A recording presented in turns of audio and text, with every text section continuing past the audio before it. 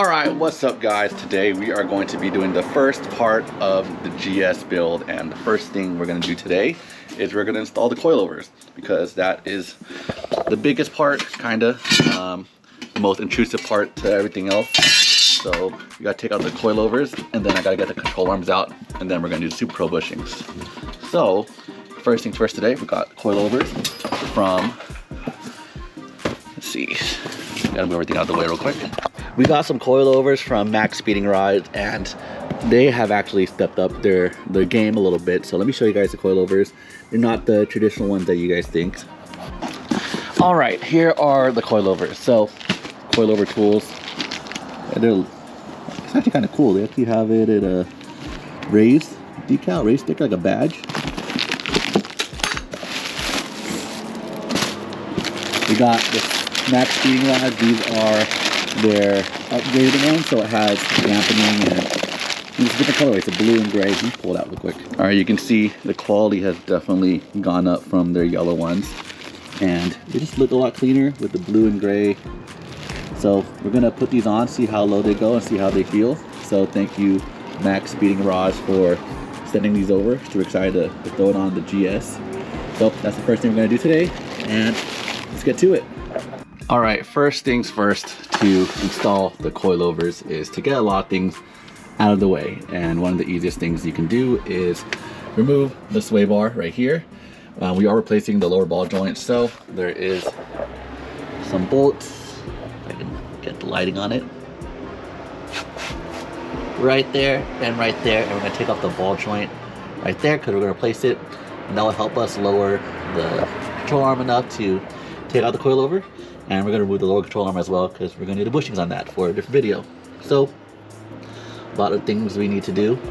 All right, so we're gonna remove the sway bars because that's gonna help drop the car a little bit. You can see sway bars out of here. We got the coilover bolt out, which is ready to be knocked out with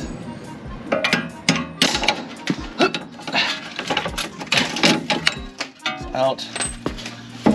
Now coilover can come out. That's loose. That's loose. All right, after you remove the ball joint, you can lift this up, move it out of the way. And now this can drop lower and you can pull the shock out. Take out that last bolt.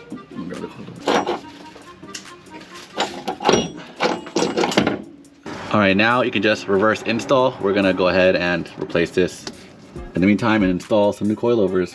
All right, so now we're gonna remove the ball joints because we're gonna replace these at the same time as the coilover, because these are the failure points to almost all Lexuses. So we're gonna take this out, but we've been having an issue with it being super stuck, so we recommend getting this tool. This is a Pitman arm tool. You can see how stuck that one is right here. I tried to get out earlier off the car. So we put everything on the car, make it easier to put on or take off. So that way I can use a breaker bar to get it off. And we're gonna use a clamp to clamp it together so it doesn't spread open. All right, so the tool keeps spreading open. This thing keeps spreading out and slipping out. So we got a plier, and to hold it tight, we're using another plier. So round two.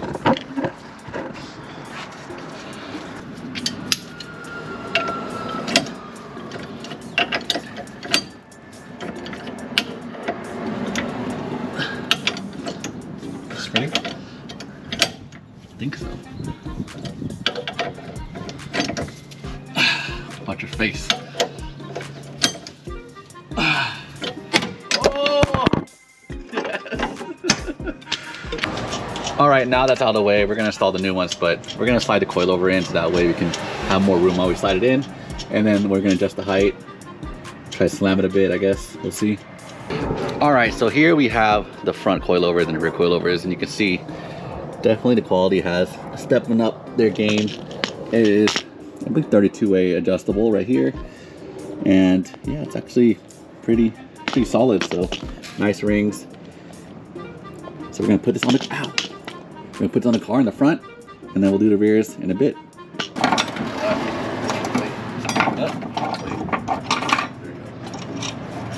push up.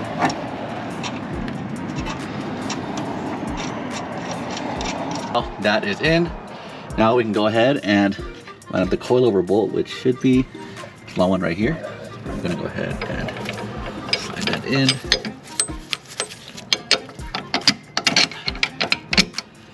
That's in, and now we are ready to install everything. So we got the bushings on.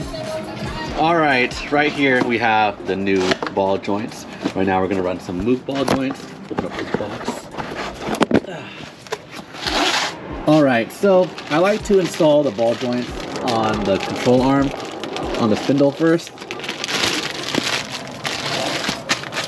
So I like to install the ball joints on the spindle first, so that way I can just carry it and slide it on here, because aligning these threads to the spindle when it's already on here is the hardest, because the spindle can be very heavy. So I like to put it on like this, just bolt it up real quick, just really lightly. So we'll do that first.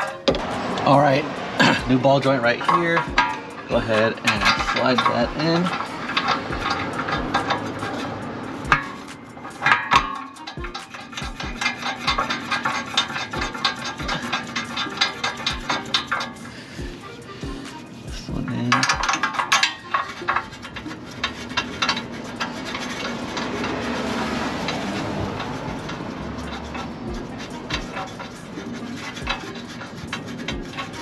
So let me show you guys how easy that is.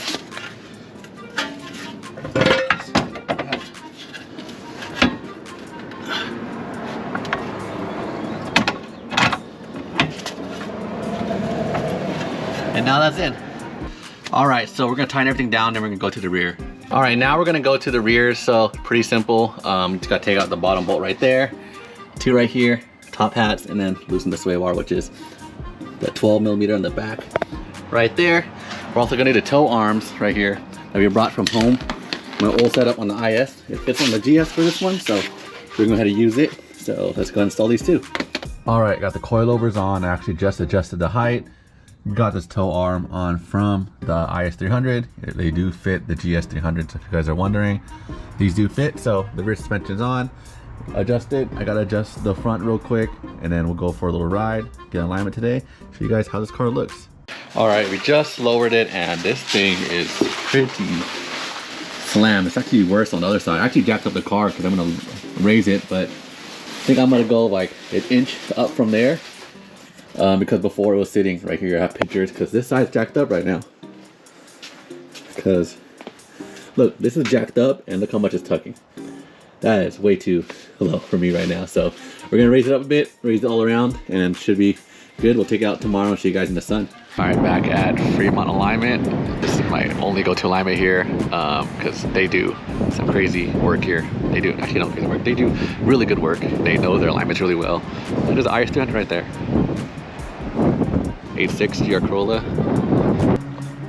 All right, got my wheel alignment, and you can see the specs here. I think my camera's out of focus, but just factory specs. I like my toe at 0. I don't like to do the factory setting because this feels more responsive to me. And then camber, the max it can go is 3.1, 3.2, 1.8, 1.9 for the front. So that's it. So let's see the fitment of the car.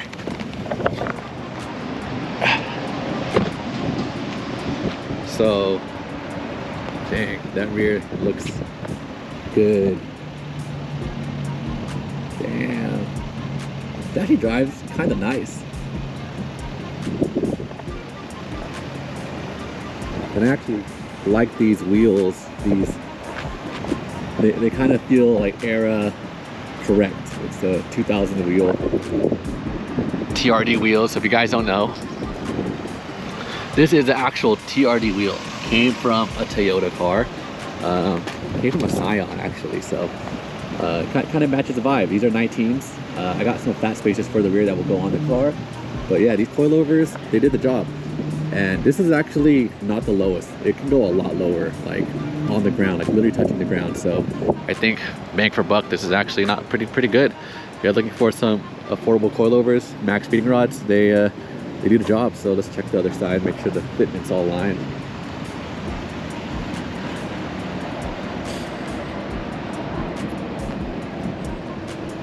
Yeah, look at that. I don't want to reveal too much of the car until all the parts are on. So thank you guys for watching. Don't forget to hit the subscribe button. I'll see you guys next one.